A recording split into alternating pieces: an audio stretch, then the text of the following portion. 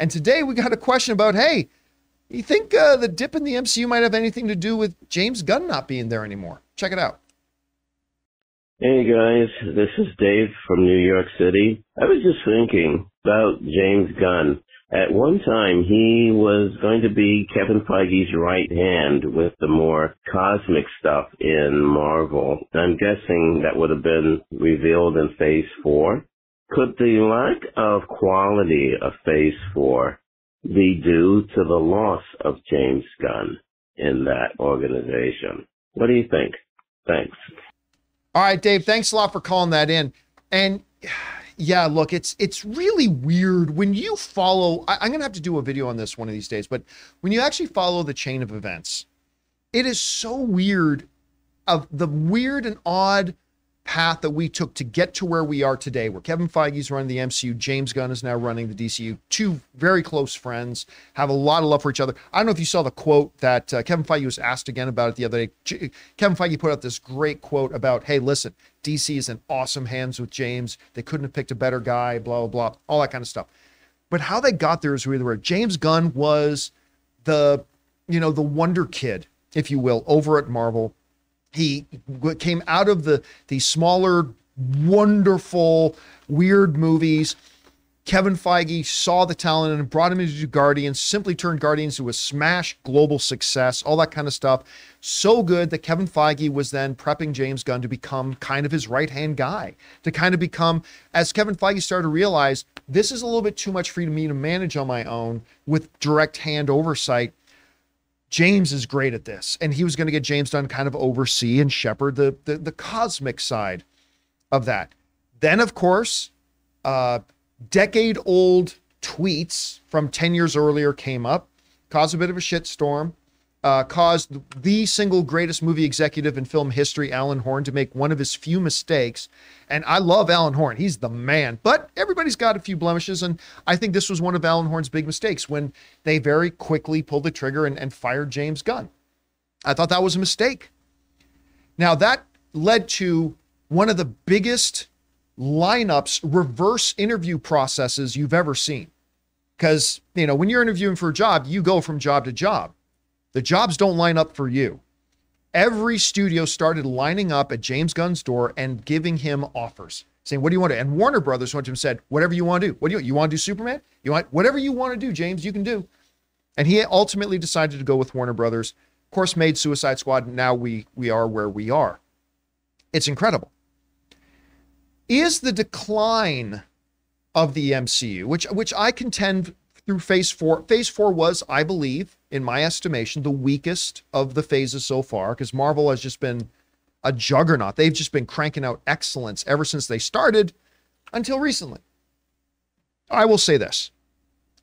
Adding talent is always good. Losing talent is always bad. And so losing James Gunn out of the MCU fold did not do the MCU any favors.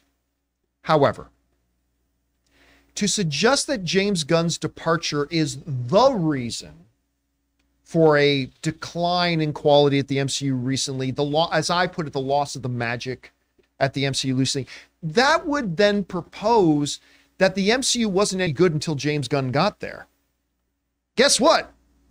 They were having some pretty good success before James Gunn got there. And they continued to have some great success after James Gunn left.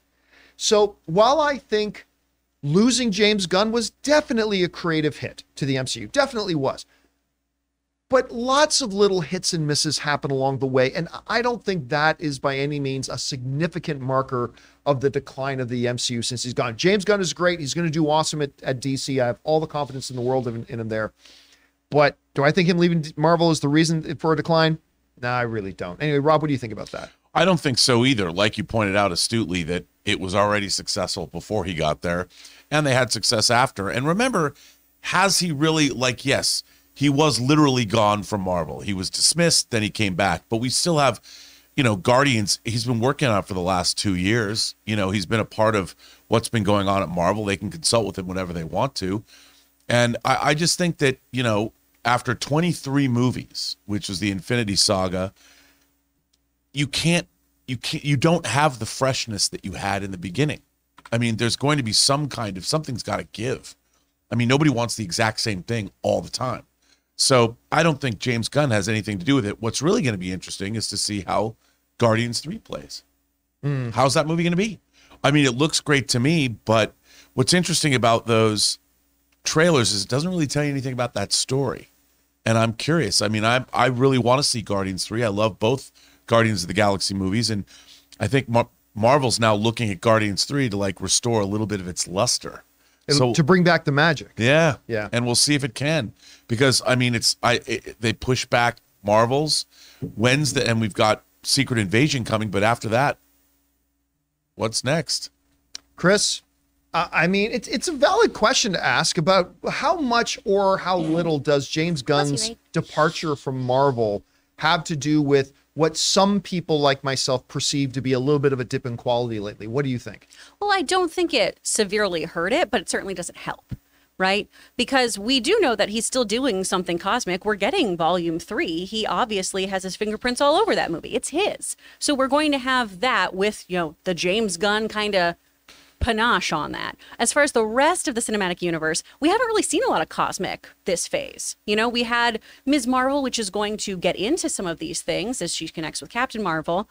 But for the most part, we've been pretty grounded or within the quantum realm or things like that. So I don't know what he would be doing in the phase that we just saw that could have helped or hurt things. You know what I mean?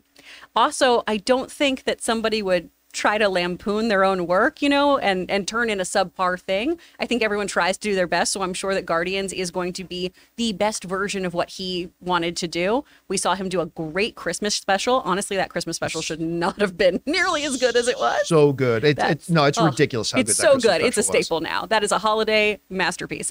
But I don't think you can put the blame on him. I think really it just comes down to we've been doing this for over a decade. And Marvel was really great at surprising us with incredible quality stories, really humanistic stories, you know, to go to your points, Rob, of just giving us these great character studies that feel very grounded and feel very, very timely. And they really resonate with us because even if you don't understand being a Norse god, you probably understand troubled family dynamics. You probably understand not feeling worthy of something or a title or thing in your own life. And right now, I think Marvel's struggling with making those stories connect with us again and bringing in a new team as well. I don't think it has much to do with James Gunn. All right, guys, question is for you. How would you answer the question, does James Gunn's departure have anything to do with the decline in Marvel's quality? Then again, I'm sure there's a lot of people who don't feel that Marvel has had any decline in quality. That's purely a subjective opinion.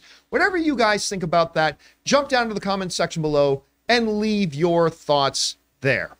We want to take a second to thank a sponsor of this video, Mint Mobile. If saving more and spending less is one of your top goals for 2023, why are you still paying insane amounts of money every month for your phone bill? Switching to Mint Mobile is the easiest way to save this year. As the first company to sell premium wireless service online only, Mint Mobile lets you order from home and save a ton with phone plans starting at just $15 a month. You guys know I made the switch over to Mint Mobile a while ago. The process couldn't have been easier, and I can't believe that I am spending less than a third of what I was spending on one of the other major carriers before. By going online only and eliminating the traditional costs of retail, Mint Mobile passes the significant savings on to you. All plans come with unlimited talk, text, and high-speed data delivered on the nation's largest 5G network. Use your own phone with any Mint Mobile plan and switch easily in minutes with eSIM. To get your new wireless plan for just $15 a month and get the plan shipped to your door free, go to mintmobile.com/Campea. That's mintmobile.com/Campea. Cut your wireless bill to $15 a month at mintmobile.com/Campea.